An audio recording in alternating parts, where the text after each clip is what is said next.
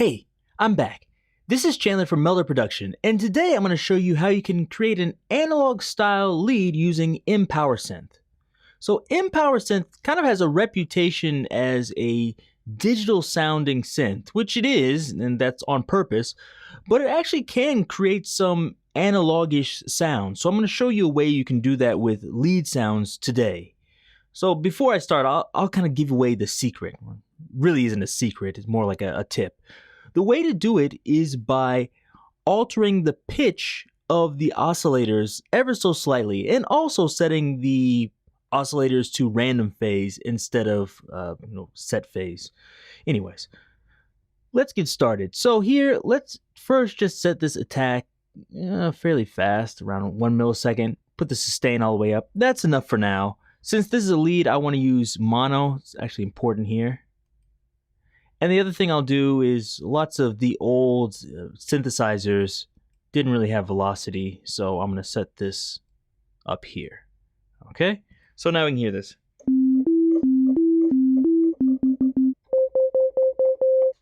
That's good. Now, one thing I might want to change here is it's on monophonic, which is what I want, but if I hold down C and then I push E and then let go of E, like this, you hear the sound goes away. But if I use toggle like this, it can go from C to E, and then when I release E, it goes back to C like this. So I can create like trill effects like this.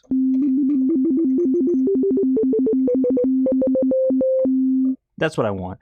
And I think I also want to add a little bit of portamento in there too. So I'll go in here and turn on the glide like this. Okay, now let's get to the patch making. So I'm going to go to oscillator 1 here. It's set up on a sine. Let's try a saw wave. So I'm right clicking, turning on saw. So you can actually load your own saw in here if I go into advanced and load a sample. So you can load in your own single cycle waveform if you like that. Or you can even draw it. If I go here like custom shape, I can mess around with this and create whatever I want. But I think the biggest difference is just the pitch and not necessarily the oscillator. I don't think that makes a huge difference, so I'm going to leave that as it is. Oscillator 2, let's see. We can do something else. Let's try maybe a rectangle, like a square wave.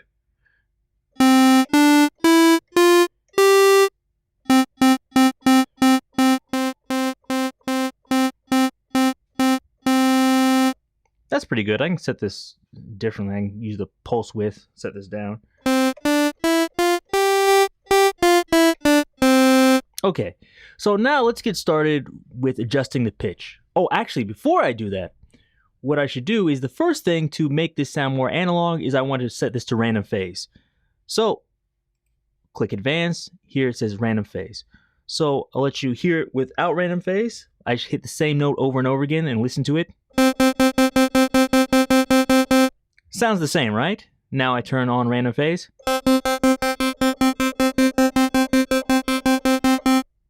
There we go. So now the oscillators are free running, and each time I hit it, it sounds just a bit different, which, kind of gives some movement to the sound.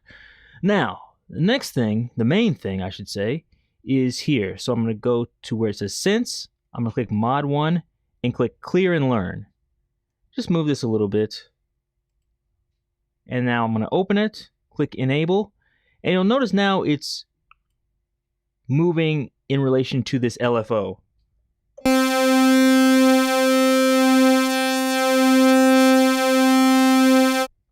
Now that's all right, but one, it's too fast, and two, it's moving in a regular motion. So I can slow it down like this, but it still doesn't solve the problem of the regular motion. So I'm going to fix that in a second. The first thing I want to do is actually fix this. So instead of up and down or an interval, I'm going to set it to up and down. Set this to 0.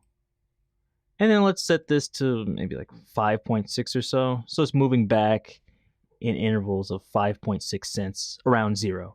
Now what I want to do is set this to random. So you see now it's not moving at all, although it's a random pitch. I'm going to hit synchronize to LFO. I'm going to turn the smoothness down a little bit just so it jumps around a little bit more. And now you'll see it's kind of moving randomly at different values. Now, clicking this, I can slow it down if I want to, or I can speed it up.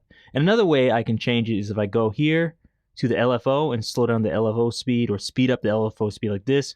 Now you see if I go to random, it's still moving quickly. Or if I slow it down here, it moves a little bit slower, even if it's on random. But it's moving randomly, which is what I want. So this is good, but I actually want to use this on the other oscillator. Now, I could do the same thing, but it's probably going to take lots of time. An easier way is just to copy, go to mod 2, and just paste. Now I have the exact same thing, but it's operating on oscillator 1. So I'm going to double click that, go to oscillator 2, pitch, synths, okay, and let's just change a few things up just so it's not exactly the same. Maybe a little bit faster. There we go. Now oscillator 2 is moving, and if you look at them, they're actually not the same values or the same speed. So that's what we want. So now let's listen to it.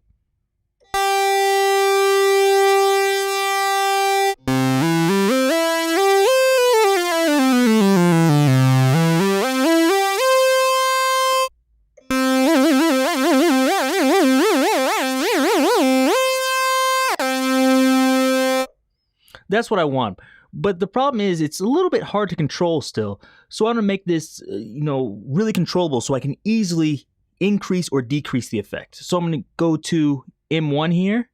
Actually, first I'll go to mod 1, open this up.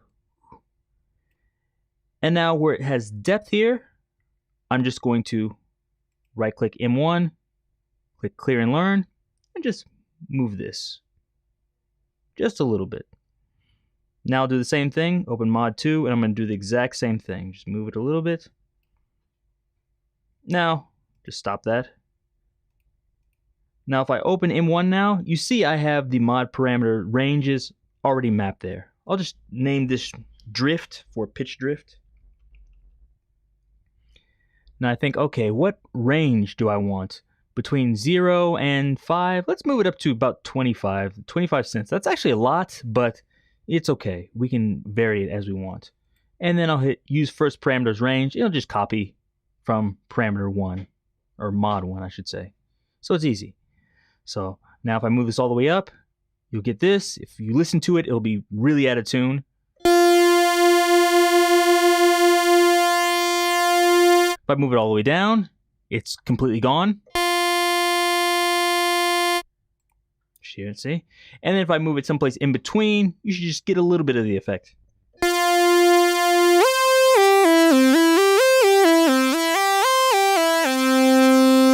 Let's hear that off.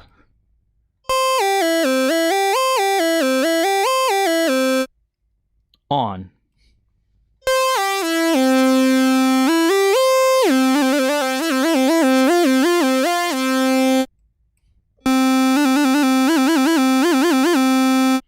So I think you can hear what a big difference that makes. So with that, you're all ready for your ELP cover band. So I hope that showed you something, but I'll show you one more thing on how you can kind of, do something else with this. So let's say I want to use kind of like a funk lead. So I'm going to take this and just change it up a little bit. Instead of a square wave for oscillator 2, I'm going to change this to a saw wave. That's good. Let's drop it down an octave like this.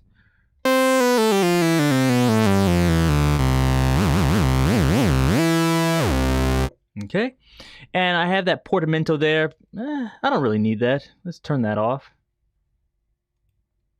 And another thing, instead of toggle, I'm going to change this to attack.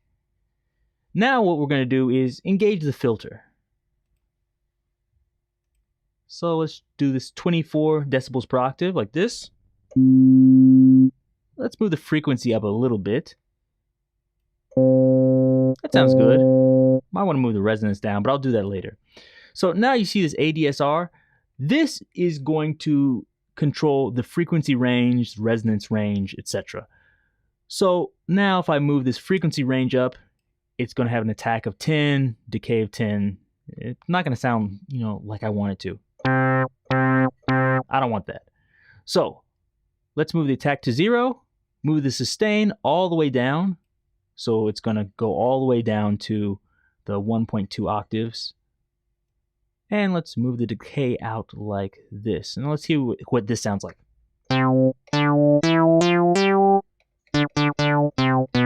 That sounds pretty good. Let me move the resonance down. Now let's move the resonance range up just a little bit.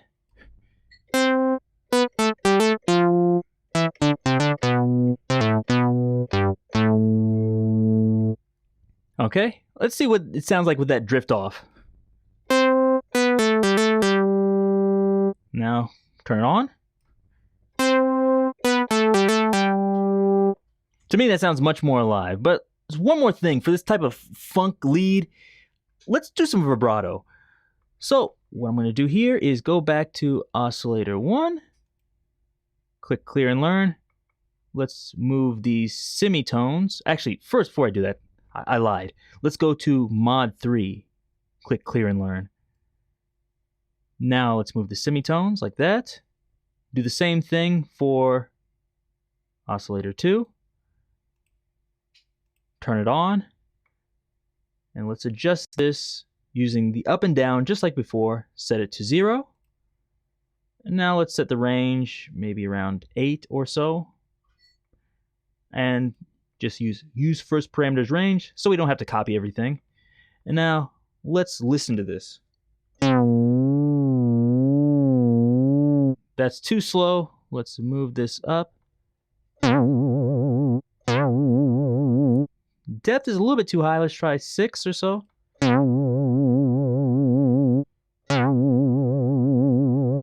That's maybe about right. But I don't want this when I'm playing the whole time. You know, it'll just sound like this. Sounds like something bad happened to me in a video game. I don't want that. So what I'm going to do is I'm going to control this using M2. So click clear and learn here. Now I'm going to adjust the depth like this. And I also want to adjust the speed. I don't want to go all the way down, but let's move this down to about like 1.5 or so. Okay, and move it back up to around 6. That's a little bit faster than I wanted, but that's okay. Now stop this. Now let's label this vibrato.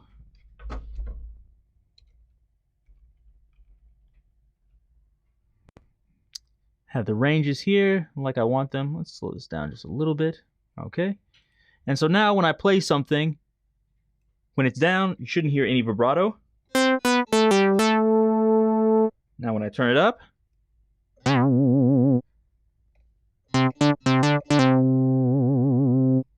sorry about my bad keyboard playing, but you get the idea. And one last thing, you're probably thinking, okay, but I want this to be controlled by, expression pedal, by my mod wheel, etc. So what I want to do is click here, where it says attach MIDI controller. Okay, you see it's highlighted there, and all I have to do is go to modulation wheel here. Okay, it's already selected here. Now I just click OK. Now let me test it, and my vibrato should be controlled by the mod wheel like this. So when I play,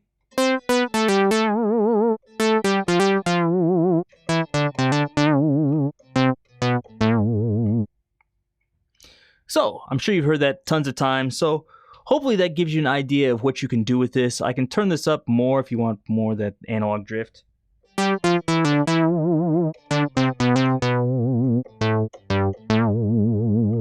But I'd probably leave it around like 20 or so. So you can adjust this however you feel fit.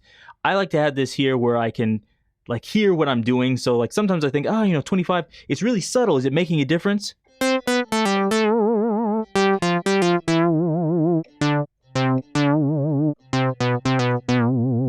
But then if I put it at 0,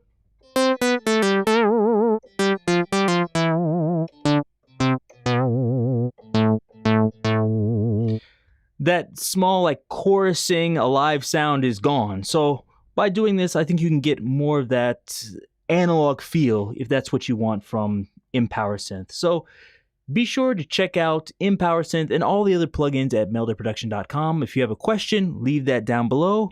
And until next time. See you.